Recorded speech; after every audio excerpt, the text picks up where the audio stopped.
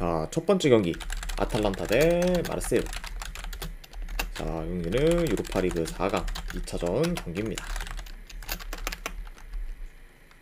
자, 우선 아탈란타 같은 경우에는 주전 수비수 1명, 그리고 지금 윙어 1명이 결장 중입니다.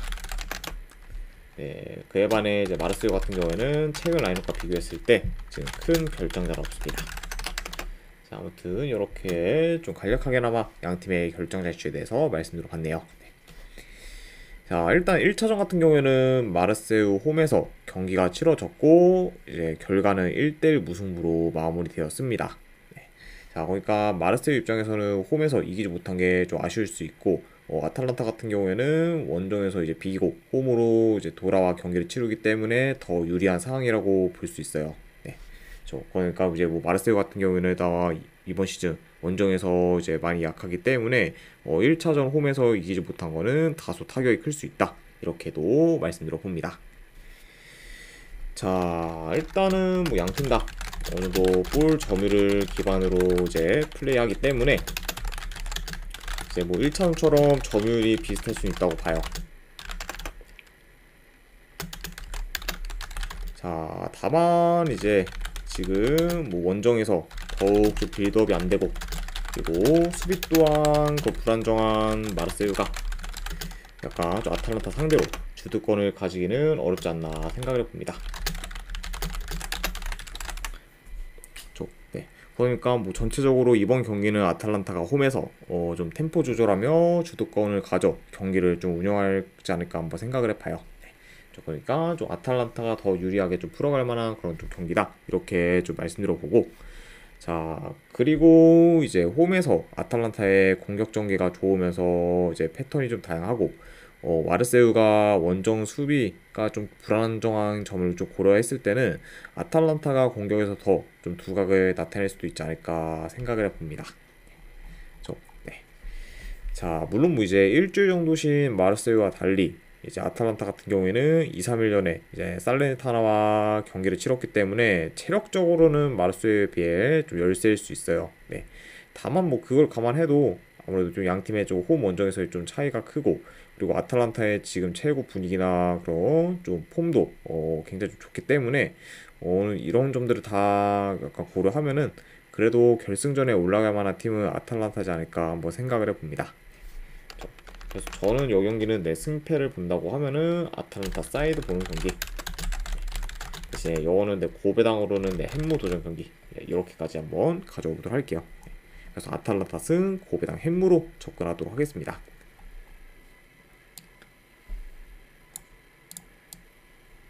자, 이렇게 아탈란타 대 마르세유 경기가 마무리되었고, 그 다음에 자, 레버쿠젠 대 AS 로마.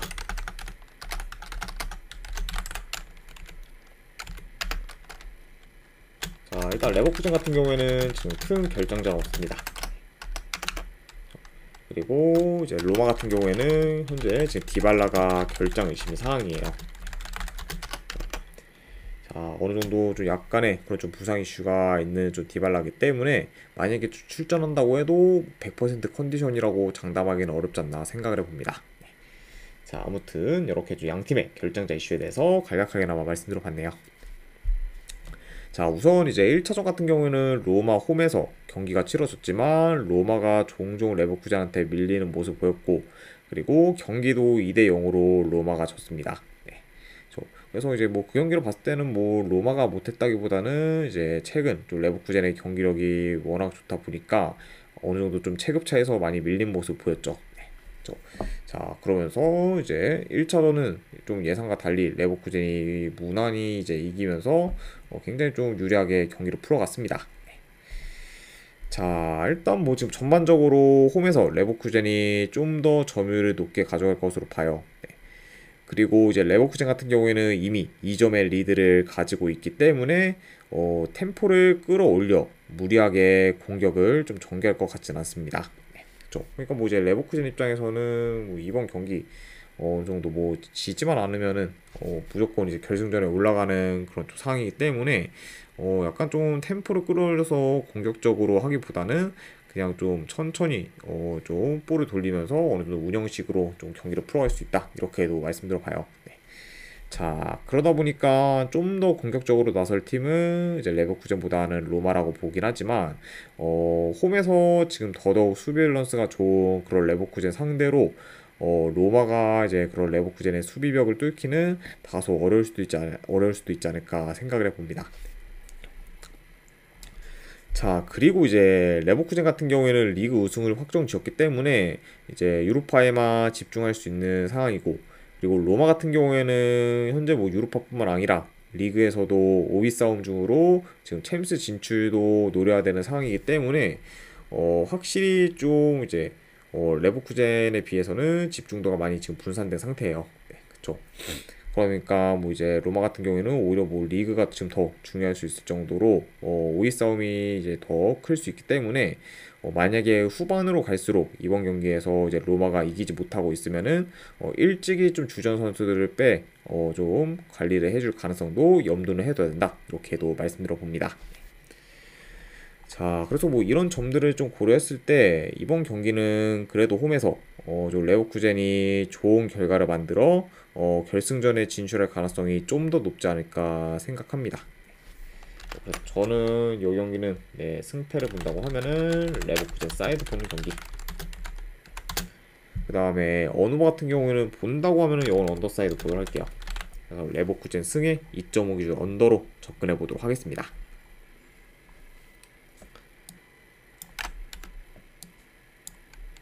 자, 그 다음에 이제 올림피아코스 대 에스턴 빌라. 자, 여기는 이제 유로파 컨퍼런스 리그 이제 4강 2차전 경기입니다. 자, 일단 올림피아코스 같은 경우에는 주전 수비수 1명이 결장. 자, 그리고 이제 빌라 같은 경우에는 카마라가 여전히 지금 결장 중이에요. 그리고 이제 틸레마스 같은 경우에는 지금 결장 의심이 상황입니다. 자, 그러다 보니까 이제 미드필더에서 어느 정도 결장 이슈가 있는 그런 이제 빌라라고 볼 수 있네요. 자, 아무튼 이렇게 좀 양팀의 결장자들에 대해서 간략하게나마 말씀드려 봤습니다. 자, 일단 이제 이 경기도 1차전 같은 경우에 빌라가 홈에서 4대2로 지면서 다소 충격적인 결과가 나왔고, 그리고 그 경기에서는 경기 초반부터 빌라가 멀티 실점을 하며 수비 집중력이 많이 좋지 못했어요. 네. 그러면서도 이제 홈인데도 불구하고 이제 수비에서 불안정한 모습도 종종 보였습니다. 네. 게다가 이제 좀 따라가는 상황에서 페널티킥도 실축한 그런 빌라였기 때문에 1차전에서의 빌라의 경기력은 좀 최악이었다, 이렇게 좀 평가할 수 있을 것 같아요. 자, 그래서 이제 이번 이제 2차전 같은 경우에는 올림피아코스 홈에서 경기가 치러지고, 그리고 이제 빌라 같은 경우에는 2점 차 이상으로 못 이기면은 떨어지기 때문에 결승 진출은 굉장히 지금 어려울 수 있습니다. 자, 아무튼 좀 1차전에 대해서 간략하게나마 말씀드려 봤네요. 자, 일단 이 경기도 좀 경기 양상을 봤을 때 이제 뭐 빌라는 뭐 2점 차 이상으로 이제 이기는 거 외에는 지금 큰 의미가 없습니다. 그러다 보니까 이제 좀 초반부터 어느 정도 좀 라인을 올려 빌라가 좀 적극적으로 공격에 나설 수 있다고 봐요. 그리고 이제 올림피아코스도 이제 어느 정도 좀 라인이, 이거 잠시만요. 자, 어느 정도 이제 좀 라인이 올라가서 수비 뒷공간 및 이제 좀 측면 수비가 이제 좀 취약할 수 있는 그런 좀 빌라 상대로 좋은 득점 기회를 좀 많이 창출할 것으로 봐요.